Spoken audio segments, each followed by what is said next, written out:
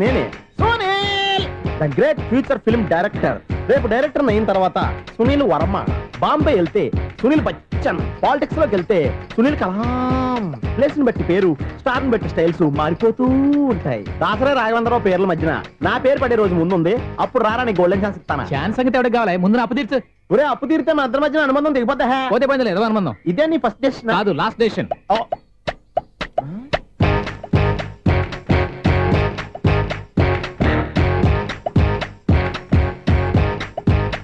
ఒక్క నిమిషం వెయిట్ చేయ, మన అనుబంధం దింపేస్తాను.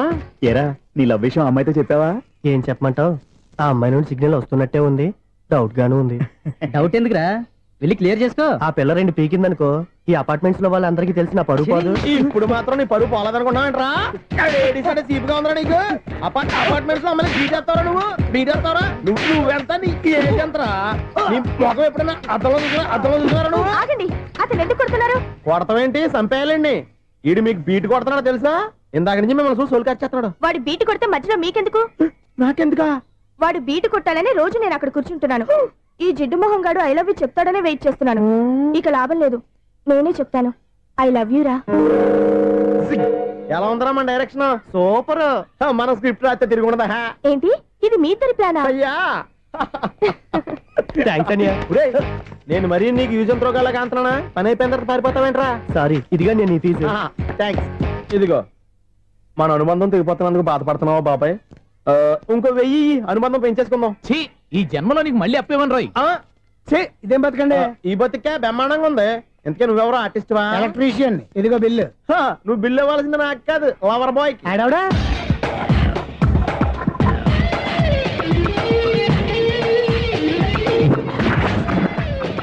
Welcome madam, may I help you? చేసి హెల్ప్ చాలు గానీ పెద్ద మోడల్ డ్రెస్ కుడతానని చెప్పేసి ఏంటి ఈ కొండ జతలు వేసుకుని రోజు కుట్టావు? ఈ డ్రెస్ లో మీరు టార్జాన్ సుందర్లా ఉన్నారు. టార్జనా నూర్జనా? ఏంటి వెనకాల ఎంత ఖాళీ? వెంటిలేషన్. జాకెట్ కి వెంటిలేషనా? యా, అలా ఉంటేనే వాస్తు ప్రకారం గాలి వెలుతురు బాగా తగులుతాయి. గాలి వెలుతురు తగులుతాయి లేదో నాకు తెలియదు గానీ నేను ఇక్కడికి వచ్చే లోపు 2 ఆటోలు ఒక స్కూటర్ తగిలే. ఈ జాకెట్ లో ఉన్న మ్యాగ్నెటిక్ పవర్ అదే. మ్యాగ్నెట్ అని బొంద. ఓకే ఓకే, మీకు అంత ఇబ్బందిగా ఉంటే మోడల్ ఇప్పుడే మార్చేస్తా.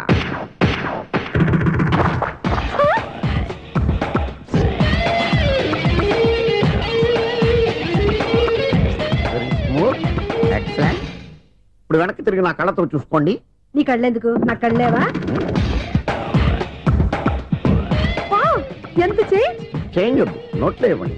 షూర్ షూర్, నీ చేతుల్లో చాలా పంతరం ఉంది. చేతుల్లోనే కాదు, ఒళ్ళంతా పంతనమే. ఇదిగో ఈ 100 తీసుకో. ఇక మీద ఎప్పుడు నా బ్లౌజులు ఇలాగే కుట్టాను. ఓకే? యా. చూసావా మన టాలెంట్? వచ్చిన ఆడవాళ్ళందరినీ ఇలా మూడేసి అలా పడగొట్టేస్తున్నావు. నీ సూదికి ఇంక తిరగలేదా? కరెంట్ బిల్ అండి. కట్టేసి. నేనెందుకు కడతానండి? నేను ఎలక్ట్రీషియన్ ని, బిల్లు ఇవ్వడానికి వచ్చాను. అనుకున్నానులే, కరెంట్ తీగ మీద కాకిలాగా నల్లగా మాడిపోయింటే ఎలక్ట్రీషియన్ అనుకున్నా. ఇలాగే సార్, వినాయక చవితి కదా, కొంచెం ఏదన్నా చేతులు పెడితే బాగుంటుందేమో ఆలోచించండి. చేతులు ఏమన్నా పెడితే ఏం బాగుంటుంది కానీ ఇదిగో ఇది పెడతాను, తీసుకో. లంచం తీసుకోవటం మహానేరం.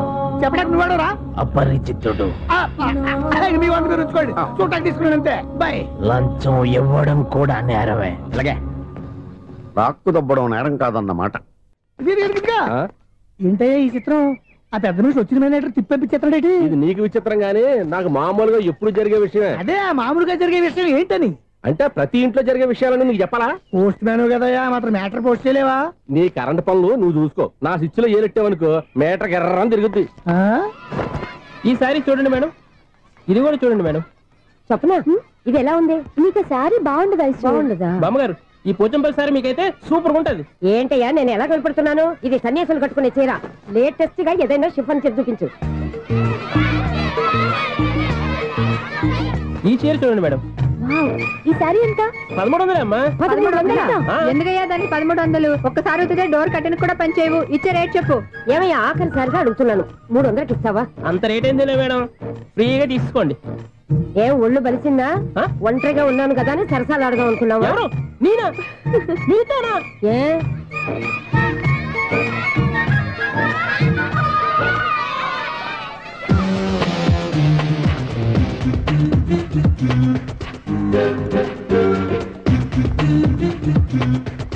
ఈ సారీ చూడండి మేడం. ఈ చీర చూడు, బాగుంది కదా?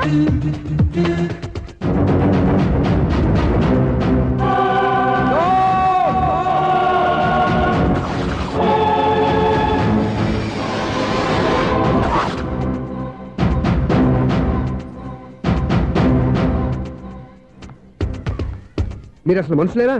ఇక్కడ ఇంతమంది ఆడవాళ్ళు ఉన్నారు, అక్కడ పసిపిల్లాడు బావిలో పడబోతుంటే ఎవరు పట్టించుకోరా? అయ్యో పిల్లాడు ప్రాణాలు పోతున్నాయని ఎవరు పరిగెత్తరా? చీరలో బట్టలు కొనుక్కోవచ్చు, తప్పులేదు.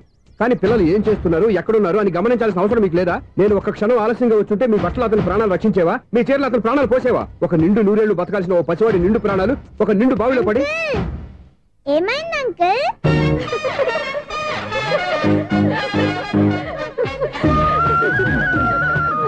అయ్యో బాబు, అది క్లోజ్డ్ బావి, వాస్తు కోసం అలా ఉంచాం.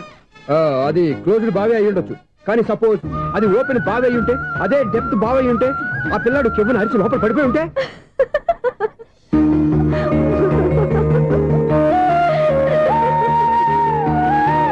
నవ్వడం కాదు, అందరూ ఆలోచించాలి. నవ్వడానికి ఒక నిమిషం చాలు, ఏడవడానికి 1/2 నిమిషం కూడా పడదు. ఆ ఏడుపు ఎన్ని యుగాలు వెంటాడుతుందో మీకేం తెలుసు? Fantastic dialogue. ఈ డైలాగ్ నేను సినిమాలో పెట్టుకోవచ్చా? తమరెవరు? ఇన్సల్ట్. నేనెవరో తెలీదా? The famous film director Sunil Leela Bansali. Sunil Leela బన్సాలా? ఆ పేరు ఇప్పుడు లేదే. ఏదైనా డైరెక్ట్ చేసేస్తేగా తెలియటానికి. నేను చెప్పేది ఫ్యూచర్ లో ఫేమస్ డైరెక్టర్. బొందలే. మీరు ఏం మాట్లాడుతున్నారో అందరికీ అర్థమయ్యేలాగా పెద్దగా మాట్లాడుకోండి. మీరెవరు సార్? ఎవరో పెద్దగా రిపీట్ చేయి. మీరెవరు సార్? ఇప్పుడు అర్థమైంది నేనెవరా. ఆ మాట నేను నిన్ను అడగాలి. సార్, నాకు యూబీ గ్రూప్ ఆఫ్ కంపెనీలో అసిస్టెంట్ మేనేజర్ గా జాబ్ వచ్చింది. ఉండటానికి ఒక ఫ్లాట్ కావాలి. అర్థమైందా? అద్దెకి ఫ్లాట్ కావాలంట. ఎందుకు వస్తావు? నాకు ఏమైనా చూడనుకున్నావా ఏంటి? ఆ మాట నువ్వే పబ్లిసిటీ ఇవ్వక్కర్లేదు. అచ్చరే, ఇంతకీ నువ్వు బ్యాచులర్ వేరా?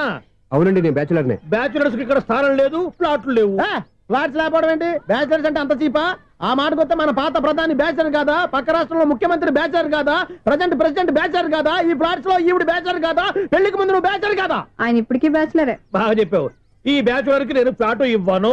ఈడిచ్చిందంటే రాఘవేంద్రరావు లాంటి డైరెక్టర్ కి జంజాల్ లాంటి రైటర్ దొరకవు. 10వ రూమ్ లో ఉంది కానీ లగేజ్ అక్కడ తీసుకురా. అతని కోసం ఎంత భూమి ఖాళీ చేస్తానంటే వెల్కమ్. ఇదే నా ఫిలిం ఛాంబర్. ఇదేంటిది ఎలా ఉంది? ఇలాగే ఉంటది. నాకు ఏదైనా సరే ఆర్టిస్టిక్ గా ఆర్టిఫిషియల్ గా ఉండాలి, అప్పుడే లైక్ చేస్తాను. నువ్వు శంకరాభరణం శంకర శాస్త్రి గారి గడప తాకితే స్వరాలు పలికినట్టు నువ్వు ఈ ఫ్లాట్ లో ఏం తాకినా నరాలు తెగుతాయి.